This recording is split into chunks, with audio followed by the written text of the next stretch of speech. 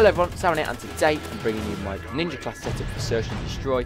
This class has been incredible for me on the few maps that I use it on, and I always seem to do really well with it. One of the maps that I use this class on is Whiteout, as you can see by the gameplay in the background, and if you haven't checked out my Whiteout rush route video, then make sure you do so at the end of the video. But for now, let's get into the class setup. So the class that I'm using is pretty basic, but I feel this works really well. So the submachine gun that I'm using is the Vector with silencer and foregrip, but you can use the MTAR. They're pretty much the same weapons. I think the Vector kills better at close range and the MTAR is a little bit better at medium range, but as you can see by my KDs, they're pretty much the same. And I recommend you use silencer and foregrip, but you could change that for rapid fire for like a smaller map if you're going to use it.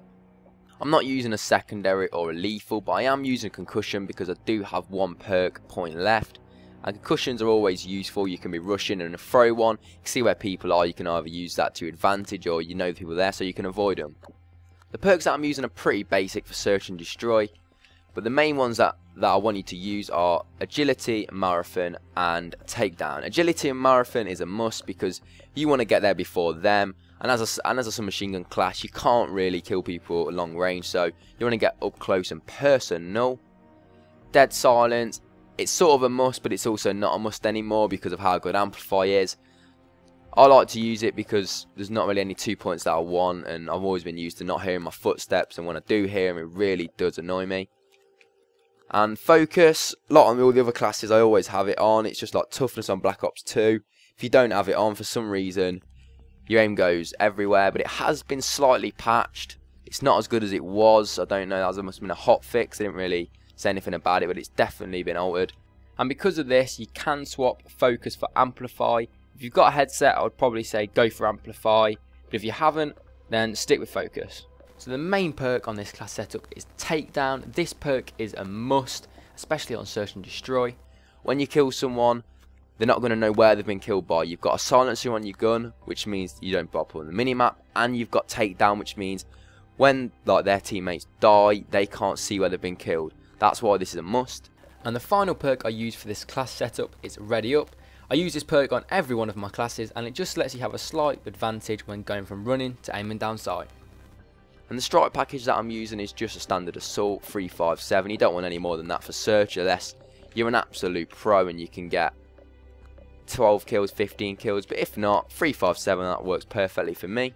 And that's about it for the class setup. Very basic class, nothing special there, but I just want to go through some of my gameplays and just give you a few little tips and tricks just to show you how to use this class and to make sure that when you're using this class, you're getting the best out of it that you can.